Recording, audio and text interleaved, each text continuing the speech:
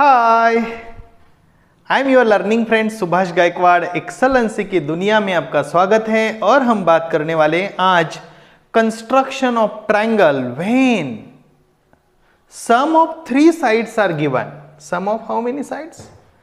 3 sides मतलब perimeter और base angle दिया हुआ है।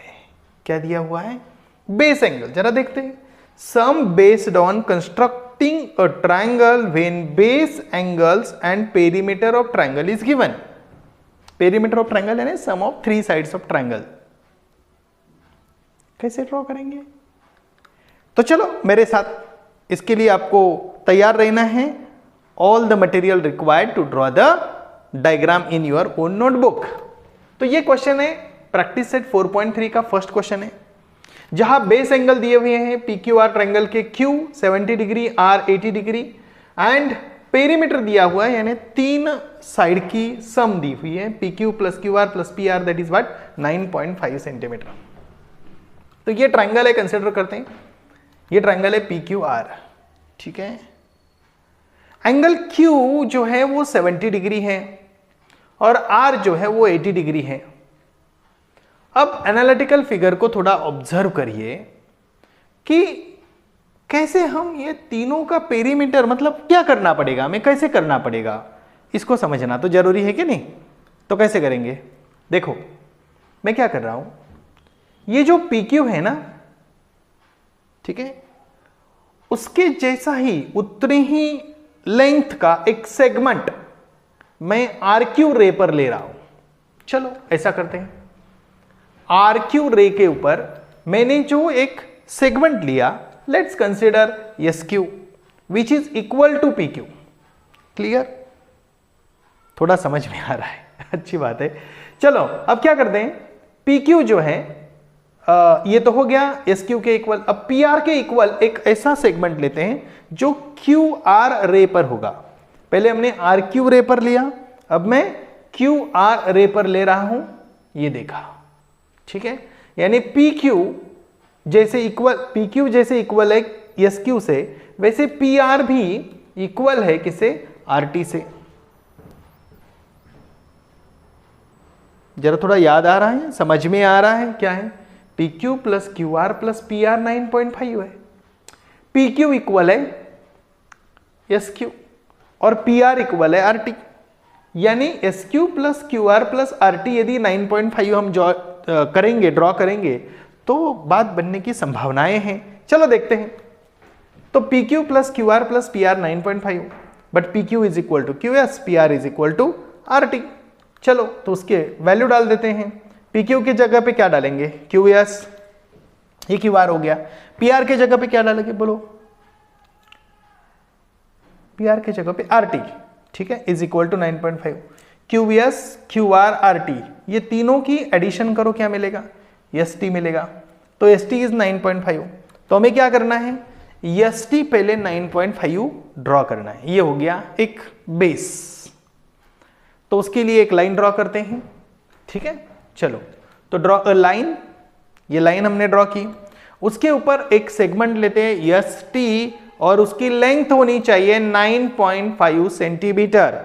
कंपास में 9.5 सेंटीमीटर ले लो, एक आर्क लगाओ, वो पॉइंट T मिल गया। T के ऊपर कंपास रखो, ये आर्क मिल गया और इसको हमने यस नाम दिया। अब तो काम बन गया। लेकिन हमें ये देखना है कि Q को कहां डिनोट करें। क्वेश्चन है ना, Q को कहां डिनोट करें भाई, R को कहां डिनोट करें, कैसे करें, क्या करें? थोड़ा सोचते हैं और देखते हैं। मैं आपको बताता हूं। देखिए, आपको पता है PQ और SQ दोनों इक्वल है। एक सिंपल है ना, इसका मतलब क्या हो गया? Q किसके ऊपर रहेगा? Q must be lie on a perpendicular bisector of PS। Good, okay, ये बात तो समझ में आ गई। लेकिन सर मुझे ये समझ में नहीं आ रहा है कि मैं SP ड्रॉ करूं तो वो P भी नहीं है मेरे पास, कुछ भी नहीं है ना, इधर कुछ है क्या? कुछ भी नहीं है, तो मैं कैसे करूं? तो चलो मेरे साथ, मैं समझाता हूं। क्या आपको रिमोट इंटीरियर एंगल थ्योरम पता है? थोड़ा देख लीजिए टेक्स्ट बुक में, यहां भी मैं बता देता हूं। रिमोट इंटीरियर एंगल थ्योरम में क्या करते हैं, जैसे हम कंसिडर करेंगे कि यहां मैंने PS ड्रॉ किया, उधर PT ड्रॉ किया, ठीक है, और मैं समझा रहा हूं, ठीक है। कंसिडर ये ट्रायंगल PQS ट्रायंगल को कंसिडर करिए। मुझे बताइए इसके दो साइड इक्वल है, PQ एंड SQ, है कि नहीं, है कि नहीं? हाँ, गुड। यदि PQ और SQ, इधर ध्यान देना, इक्वल है, तो उसके अपोजिट एंगल्स क्या रहेंगे, कॉन्ग्रुएंट रहेंगे। कौन से अपोजिट एंगल है, जरा बात देखो तो, angle QSP and angle QSP। Why? Isosceles triangle theorem, ठीक है। ये एनालिसिस समझा रहा हूं मैं आपको। उसको हम A नाम देते, कंसिडर करते हैं दोनों इक्वल है, AA, QSP QPS is equal to A, consider करते हैं। क्लियर? ओके। अब इस ट्रायंगल को यदि हम देखेंगे तो ये जो एंगल है मतलब PQR, ये क्या हो जाएगा, एक्सटीरियर एंगल हो जाएगा। हो जाएगा कि नहीं जाएगा? यस। तो हम कंसिडर करते हैं PQR is an exterior angle of triangle PQS। तो क्या आपको पता है एक्सटीरियर एंगल का मेजर उसके रिमोट इंटीरियर एंगल के मेजर के सम के इक्वल होना चाहिए, होना चाहिए नहीं होना चाहिए? हाँ, तो मतलब PQR is equal to angle QSP and QPS, ये दोनों की सम, QSP QPS, इसको बोलते हैं रिमोट इंटीरियर एंगल्स थ्योरम।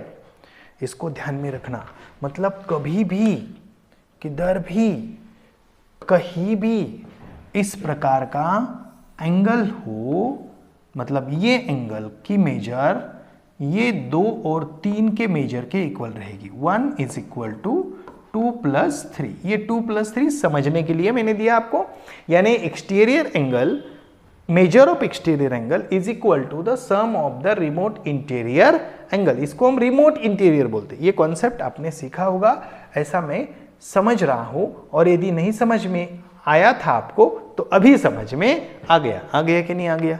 ओ ग्रेट। अब जरा देखो, PQR का मेजर हमें ऑलरेडी दिया है, हमें दिखाना है Q कितना, 70 डिग्री। यदि ये 70 है और ये इसकी वैल्यू क्या ली है हमने, A और A मतलब 2A मतलब A की वैल्यू कितनी हो गई, 35। इसका मतलब है कि अभी मुझे समझ में आ गया कि एंगल यस जो मतलब QSP जो हमें ड्रॉ करना है वो 35 डिग्री का ड्रॉ करना है। क्लियर? स्टेप ध्यान से समझिए। पहले हमने ST 9.5 किया, हमने एंगल यस और एंगल T निकालने के लिए कुछ कोशिश की, जिसको हमने remote interior angle theorem use किया, ओके, एनालिटिकल फिगर से, और हमने A की वैल्यू 35 डिसाइड की। देखो 35 किसके हाफ है, 70 के हाफ है, तो T क्या होगा, 80 के हाफ होगा। It is what, it will be 40 degree. तो चलो देखते हैं, यस 35 आ गया, तो सिमिलरली हम देख सकते हैं यहां कि एंगल कौन सा, एंगल PTR या angle T is half of PRQ। Okay, same remote interior angle theorem, वही प्रूफ करेंगे हम, ठीक है। तो half of 80 that will be the 40 degree. ये एनालिसिस का स्क्रीनशॉट निकालिए, लिख लीजिए पॉज करके वीडियो, ध्यान से समझिए, ठीक है। ये बहुत इंपॉर्टेंट है, very very important, it is to be noted, very very important. ठीक है, किया आपने, अच्छी बात है। आगे चलते हैं।